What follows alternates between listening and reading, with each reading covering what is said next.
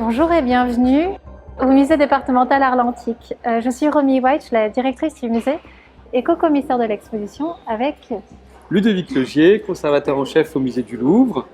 Je suis le deuxième commissaire, le troisième étant Jean Deloisy, historien de l'art et directeur artistique de la Fondation Van Gogh. Et ensemble, nous avons conçu cette exposition dorénavant ouverte et qui se termine le 31 octobre.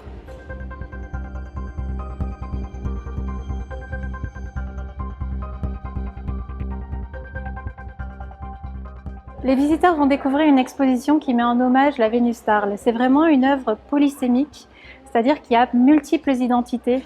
Et on a voulu finalement parler de la Vénus, de ce qu'elle représente dans l'imaginaire depuis l'Antiquité jusqu'à aujourd'hui.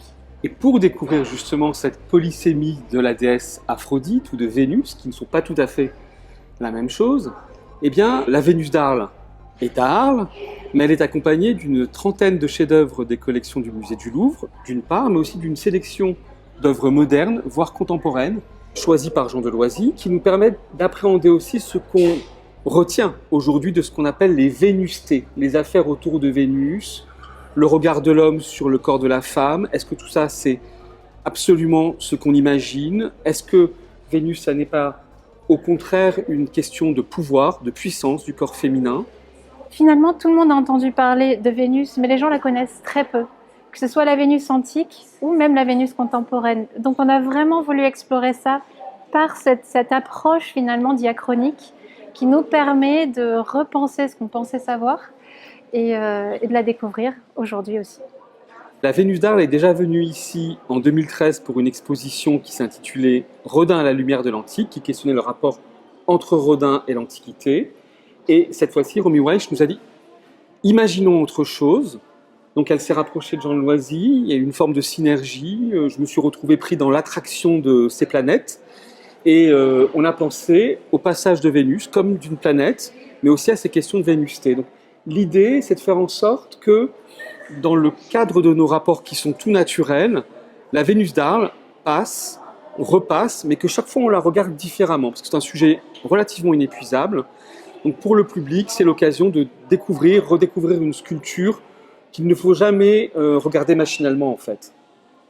Alors le parcours est un parcours thématique. Il propose aux visiteurs d'aborder plusieurs thèmes essentiels concernant Aphrodite ou Vénus. Sa naissance, bien sûr, racontée par Hésiode, mais aussi la force de son regard, la puissance suggestive de son corps, l'intérêt des ornements dont elle se pare, ses cultes, la façon dont elle provoque les amours les plus ardentes, pour ne pas dire les plus torrides, mais aussi le fait que c'est un principe de fertilité, de fécondité, pour arriver enfin à la Vénus d'Arles, qui est présentée littéralement en triomphe à la fin de cette séquence de l'expo, qui ne se résume pas aux espaces d'exposition temporaire, puisque tout le musée est investi.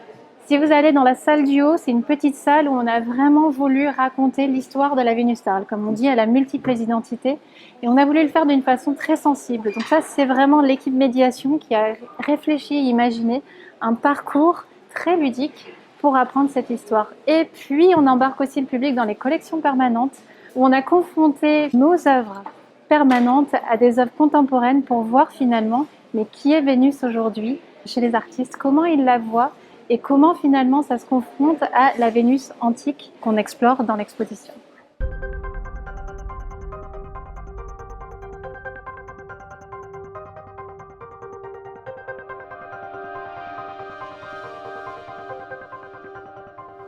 La chose fantastique avec la Vénus d'Arles, c'est le nombre d'histoires qu'elle raconte. Et d'ailleurs, ça a probablement été la chose la plus difficile dans cette exposition, c'est de savoir quelle histoire raconter.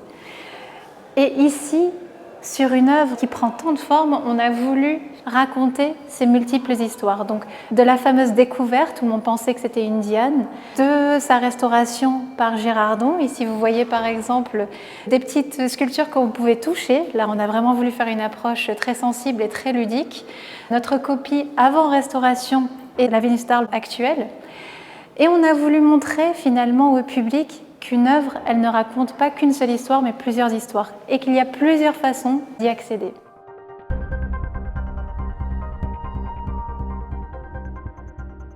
Alors ici, nous sommes dans la toute première salle qui est réservée à la naissance de Vénus, là où tout commence.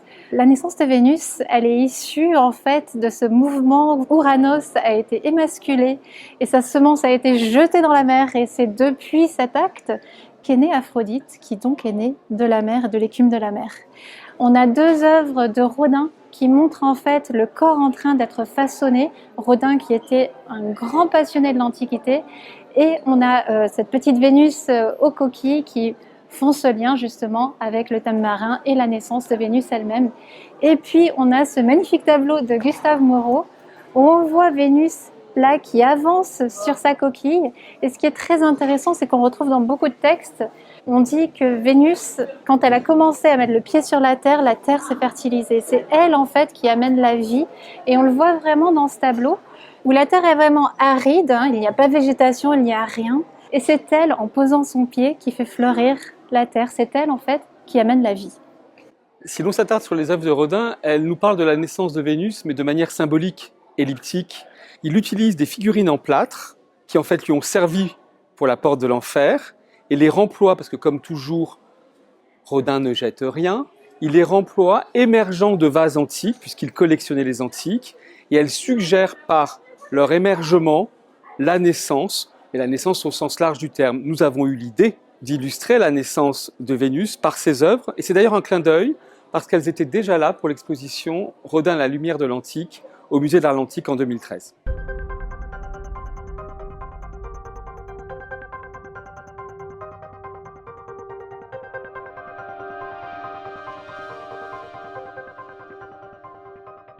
Passé le prologue que constitue la naissance de Vénus, entrons dans le cœur du sujet, Aphrodite. Aphrodite, c'est une déesse puissante, mais pourquoi ? Alors, au lieu de parler de son corps, auquel tout le monde pense, nous avons pris le parti d'abord de parler de son regard, parce que les anciens étaient subjugués littéralement par ce regard. On pourrait presque plaisanter en se demandant si Aphrodite n'a pas le regard qui tue ou les yeux revolver. Cette question du regard, nous pouvons l'illustrer grâce à des œuvres insignes du musée du Louvre. La tête Kaufmann, qui est une des plus belles répliques, si ce n'est la plus belle réplique de l'Aphrodite de Cnide. Or, les textes anciens nous disent que Praxitèle cultivait l'art d'adoucir les regards, de les rendre mouillés, ugros en grec. C'est difficile à traduire, mais pensons pratiquement à Baudelaire, au ciel mouillé de ses traîtres yeux. Donc c'est ça l'Empire de Vénus, c'est un regard qui vous trouble. La tête Kaufmann est là pour en parler. Elle vient exprès du Louvre-Lens. Nous l'avons faite venir en Provence et elle retournera ensuite dans la Galerie du Temps. La Vénus du Capitole qui se trouve à côté est peut-être plus douce, plus amène, mais il faut toujours se méfier de Vénus. Et enfin, le petit bronze qui se trouve à mes côtés, c'est l'Aphrodite de Sidon, un des plus beaux bronzes hellénistiques des collections du musée du Louvre. Il est d'école scopasique. Or, Scopas, c'est le sculpteur grec du IVe siècle avant Jésus-Christ qui a inventé le pathos, c'est-à-dire ces regards intenses qui communiquent une certaine forme d'émotion. Le regard scopasique, évidemment, sied particulièrement à Aphrodite, puisque son regard, c'est déjà une partie de son pouvoir. Si le regard de Vénus n'est pas l'instrument évident de son pouvoir, mais nous avons essayé de l'expliquer, son corps, évidemment, saute aux yeux et tout le monde y pense. Mais attention, le corps de Vénus, ce n'est pas ce corps d'une blancheur nacrée, le corps d'une oie blanche. La mythologie, racontée à l'époque moderne, dessert le regard que nous avons sur le corps de Vénus. C'est l'interprétation un peu rapide du chant 5 de l'Iliade, Vénus, blessée par Diomède sur le champ de bataille lors de la guerre de Troie, ou encore ce corps surpris lors d'une étreinte avec Érès par Héphaïstos, pris dans les filets alors que tout l'Olympe se moque. Non, le corps de Vénus, c'est l'instrument de son pouvoir. C'est par la puissance suggestive de son corps, de ses seins, de son sexe, de ses fesses, puissance qu'elle régénère par un bain sacré, que la déesse exerce son empire. Si bien que dans cette section, nous avons développé tout un propos plastique, pratiquement intuitif, sur ce que signifie ce corps qui se penche et devient plus sensuel, ce corps qui se déploie, qui s'étend dans l'espace, ce corps nimbé d'un manteau quand elle sort de l'eau, ce corps accroupi quand elle serre ses cheveux pour les rincer après le bain rituel. Et puis, ce corps qu'on a cherché parfois à mettre en valeur par une focale. Nous avons demandé au Musée national de Naples de nous prêter l'Aphrodite de Capoue qui se trouve derrière moi. C'est une œuvre que moi je vais toujours voir en pèlerinage quand je me trouve à Naples, parce que c'est un coup du destin. C'est une œuvre qui a été réalisée en plusieurs morceaux de marbre dès l'Antiquité, et aujourd'hui il ne reste plus que la pièce principale, si bien que la tête est littéralement à angle droit à son sommet, alors que le corps dessine une grande diagonale. Elle n'est pas cassée, elle n'est pas cassée. Il ne manque que les pièces rapportées. Mais aujourd'hui, c'est ce qui confère à cette sculpture, d'abord un aspect évidemment très graphique, très moderne, très contemporain, ça peut paraître banal de le dire, mais c'est vrai. Et c'est une manière de guider notre regard vers le siège de la puissance de Vénus, la beauté de son corps, puisque c'est juste ça qu'il reste à voir. Cette grande Aphrodite en bronze de Sidon la montre souveraine. Elle est diadémée et elle est nue. Elle est nue, c'est une épiphanie, puisque le siège de la puissance de Vénus, c'est son corps. D'une main, elle semble s'adresser à nous de manière presque délacée, mais de l'autre, elle cache son sexe. Enfin, est-ce qu'elle le cache ? Aphrodite, quand elle met la main devant le sexe, c'est toujours ambigu. Elle le cache ou elle le désigne. Or, ce sexe, c'est précisément l'instrument ultime de son pouvoir, par lequel elle provoque les accouplements, les amours et donc le cycle de la vie.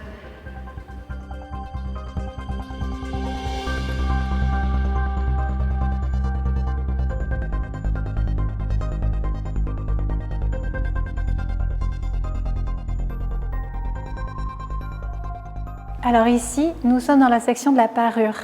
Effectivement, comme on l'a vu, Aphrodite est souvent représentée nue, mais elle est souvent parée, très bijoutée. Et c'est ce qu'on voit d'ailleurs sur cette œuvre, où on voit Aphrodite avec une couronne, avec des bijoux. Parce qu'en fait, bien sûr, la parure ne fait qu'accentuer la nudité. Et on le voit particulièrement dans cette petite Vénus, où on voit Vénus qui se met une sandale, dont l'acte même de se préparer et de se parer. Ce qui était très intéressant dans cette salle, c'est qu'on a voulu recréer l'espace du gynécée, cet espace en fait qui était réservé aux femmes et où les femmes se préparaient. Et on voit souvent donc beaucoup de parures que les femmes utilisaient, des petites Vénus. Là, on voit Vénus à la sandale, souvent, en fait, les femmes, du coup, qui se parent à l'instar de la déesse Vénus. Donc, on a vraiment vu, en fait, la parure comme une arme ou une ruse. Et on le voit particulièrement dans ce très beau miroir qui date du 5e siècle avant en bronze. Donc, le miroir qui ne réfléchit plus, avec une jeune femme en dessous, peut-être une Aphrodite ou pas. Mais en tout cas, c'est une scène de chasse. Les renards qui suivent le lapin, et c'est vraiment cette idée-là, c'est que la séduction, en fait, c'est une ruse, c'est une chasse. Et c'était une des rares armes que les femmes avaient à leur disposition. Aphrodite est puissante, tant et si bien que les anciens lui vouent non pas un culte, mais des cultes.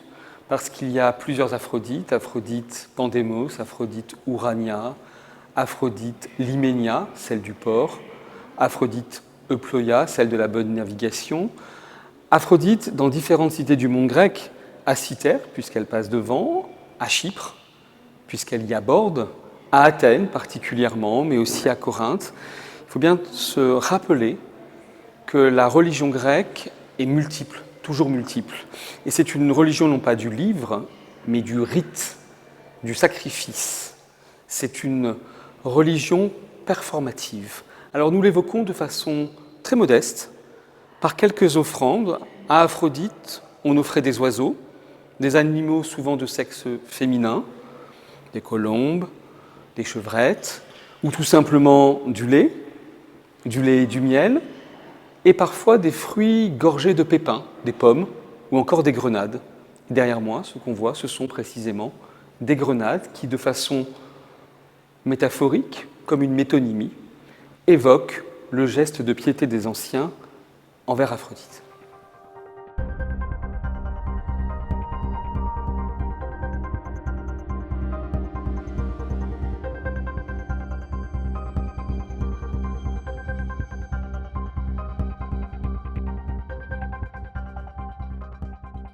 Les expositions temporaires, ce sont parfois des opportunités, voire des surprises. C'est le kairos, le moment opportun qu'il faut saisir.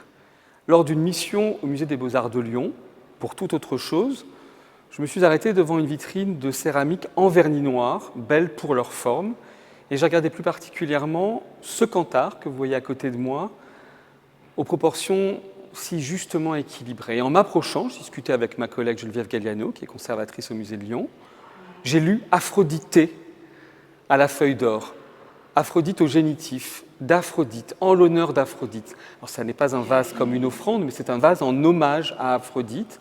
Alors je me suis retourné vers ma collègue et je lui ai dit la liste de l'expo est close pour Arles, mais est-ce que tu voudrais bien qu'on y ajoute cette œuvre? Et elle m'a dit, écoute, c'est le hasard, et c'est bien le hasard, donc oui.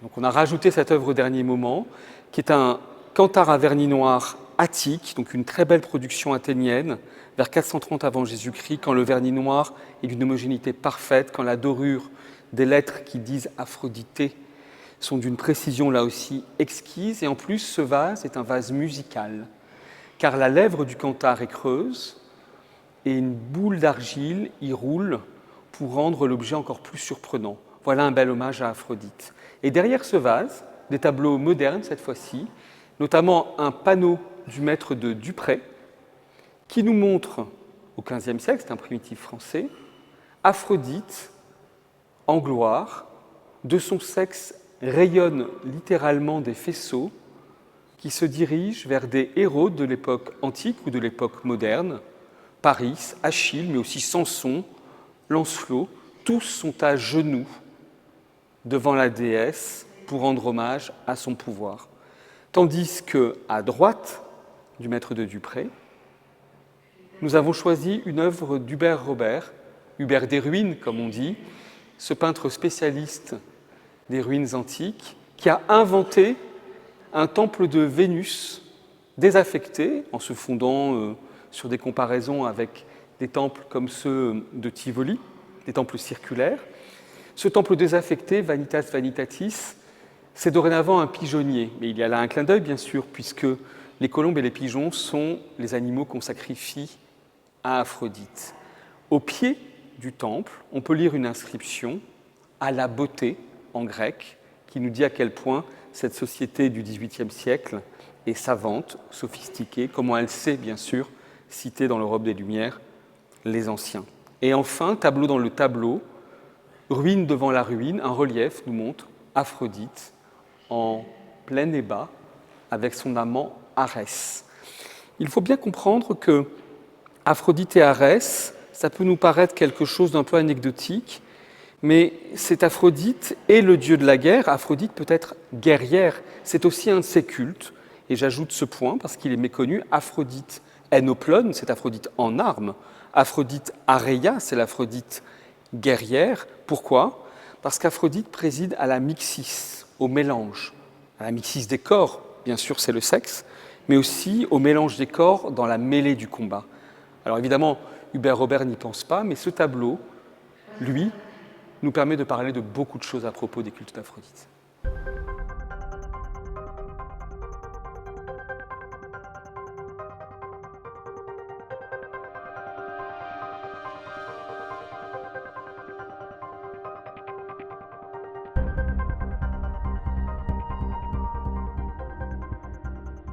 François Allard est un photographe arlésien. Il est du cru et surtout il est généreux. Alors avec Romy White, chez Jean Deloisy, nous sommes allés chez lui, place Doumer, et il nous a ouvert dans son atelier ses grands meubles à tiroirs et on a choisi d'abord une douzaine de photos d'après l'Antique car il en a énormément photographié et d'une douzaine on a décanté, on est passé à une demi-douzaine et puis à la fin, il en a choisi deux, une se trouve ici, l'autre est dans le parcours permanent des salles. Il s'agit de corps d'Aphrodite et de jets de peinture qui sont comme une sorte d'hommage à sa puissance. Mais François Allard n'a pas bordé sa générosité à prêter deux photos pour l'exposition. Il a aussi composé toutes les couleurs des différentes sections de l'expo, en bonne intelligence avec l'atelier Nathalie Crinière. Et il a même dessiné le titre de l'exposition sur l'affiche, une affiche qui est une photo de Lucien Clergue, François Allard, deux Arlésiens pour l'affiche du passage de Vénus.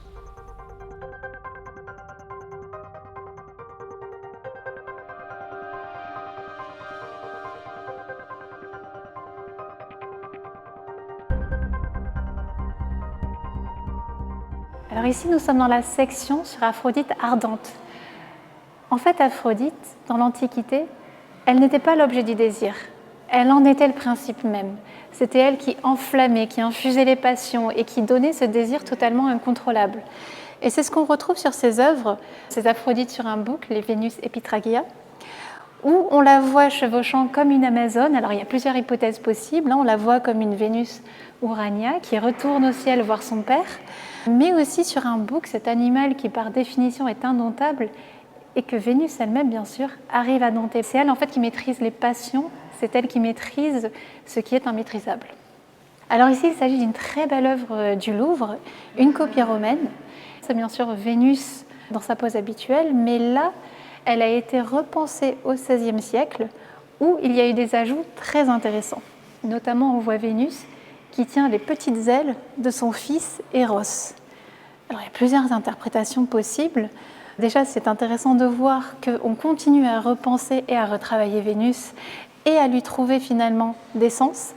Mais aussi, c'est un peu aussi une façon pour Vénus de dire « c'est moi qui dirige, c'est moi qui commande, c'est moi qui ai le pouvoir », en prenant à son fils ses ailes et en lui disant « écoute, tu peux embêter tout le monde avec tes flèches, mais c'est moi qui les dirige ». Donc c'est elle qui reprend le pouvoir et c'est elle qui l'a toujours eu.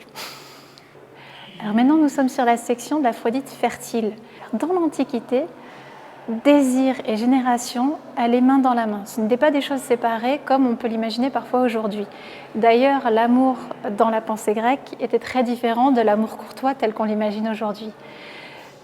Aphrodite, elle était vraiment liée à la fertilité, d'ailleurs elle-même a eu plusieurs enfants, mais elle était la fertilité de façon générale, pas juste des humains, mais aussi de la terre, des plantes, des animaux. Et là, sur notre fragment, il est très intéressant parce que, alors il montre juste la partie qui est liée, on va dire, à la fertilité, et on voit le modelé qui est vraiment mis en avant et qui est vraiment très précis.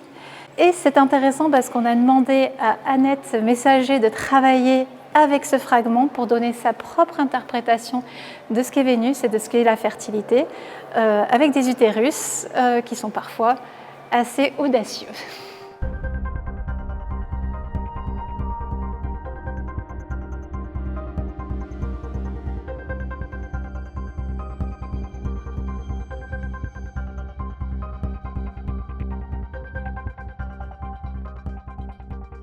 Aphrodite, c'est la déesse de la fertilité, quelle qu'elle soit, y compris dans le cadre le plus sacré, le plus social, c'est-à-dire celui du mariage.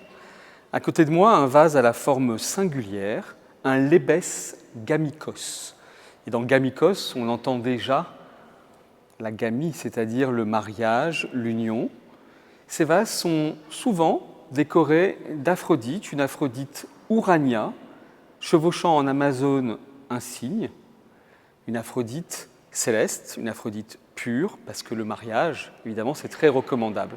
Et sur la face B de ce lébès gamikos, on voit deux jeunes gens.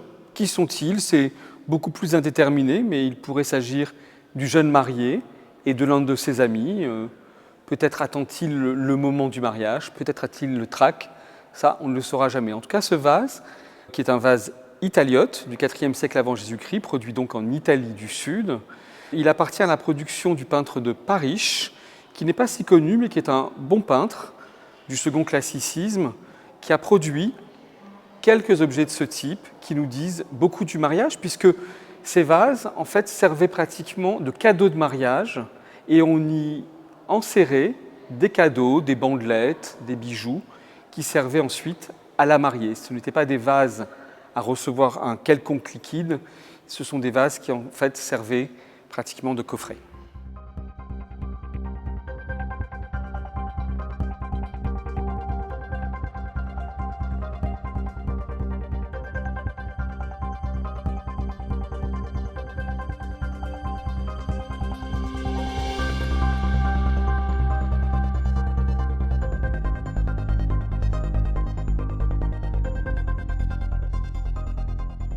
Tout le propos de l'exposition Le Passage de Vénus, c'est justement d'en venir à la Vénus d'Arles, mais qui ne serait pas là toute seule, déconnectée, déliée de ce qu'est la civilisation gréco-romaine.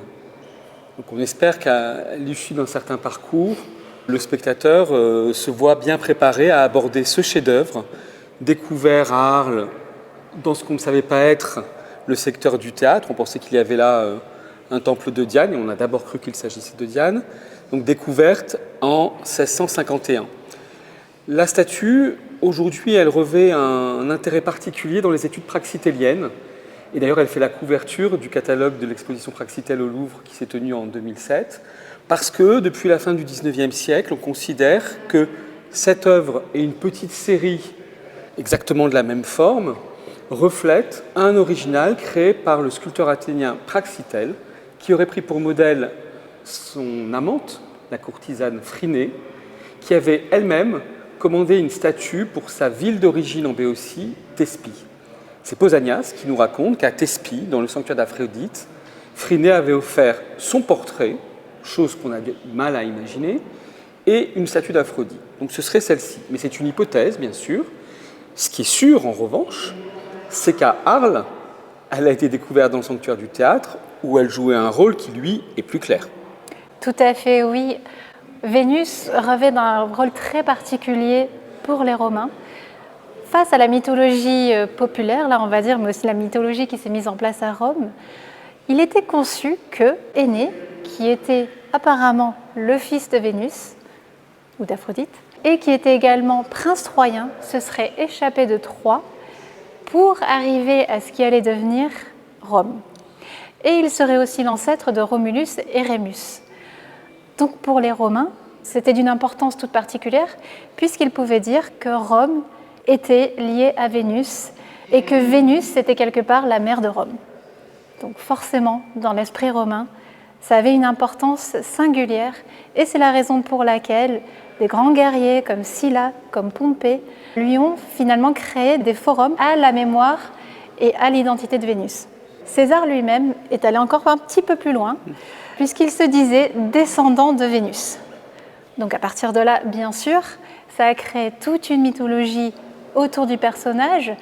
Et ce qu'on voit effectivement à Arles, ce n'est pas César qui était entouré de Vénus, mais son fils adoptif, Auguste. Auguste qui, particulièrement à Arles, parce que c'était une colonie dite césarienne, voulait probablement marquer son héritage et son lien avec César, et donc son lien avec Vénus elle-même. Alors, l'exposition met en scène la Vénus d'Arles comme en triomphe, puisque c'est l'aboutissement de l'exposition. C'est la raison pour laquelle elle est confrontée à deux œuvres très différentes l'une de l'autre. D'une part, une tapisserie de la Manufacture des Gobelins qui a été commandée pratiquement au même moment où la Vénus d'Arles arrivait dans la Galerie des Glaces à Versailles. Donc c'est une tapisserie de la série des Triomphes des dieux sur des cartons de Coipel s'inspirant lui-même de Giulio Romano. Donc d'un côté cette grandeur Louis XIVe et de l'autre Andy Warhol pour nous dire simplement que cette Vénus, elle est rentrée dans la culture populaire. Alors Andy Warhol, c'est plutôt la Vénus de Botticelli qu'il cite, mais ici la parenté ou plutôt le voisinage paraît assez naturel. L'idée de Warhol, c'est de dire, voilà, ces œuvres-là, elles rentrent dans notre mémoire rétinienne.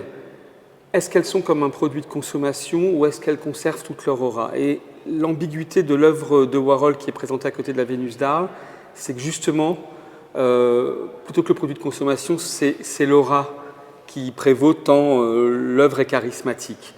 Donc ces face-à-face font partie justement de ce qui fait l'essence de l'expo Le Passage de Vénus, mettre en valeur l'Antiquité, la décrypter, la faire comprendre, mais aussi la mettre en perspective de manière diachronique, grâce à des œuvres soit du XVIIe siècle, soit des œuvres pop art du XXe siècle. Ce qui est intéressant, c'est qu'effectivement, Andy Warhol, il prenait son quotidien, mais des choses iconiques. Donc, que ce soit Marilyn Monroe ou des cannes de soupe, peu importe leur sens finalement. Et Vénus, aujourd'hui, elle fait partie de nos canons. Même si elle n'est plus une déesse comme on l'imagine aujourd'hui, mais elle fait partie, on la voit, elle est partout. Et c'est exactement la façon dont on a voulu finir l'exposition avec la photographie d'Edritska, qui a photographié de nombreux adolescents sur la plage, et dont une qui, sans le savoir, a repris la pose de Vénus, parce que Vénus, elle est partout.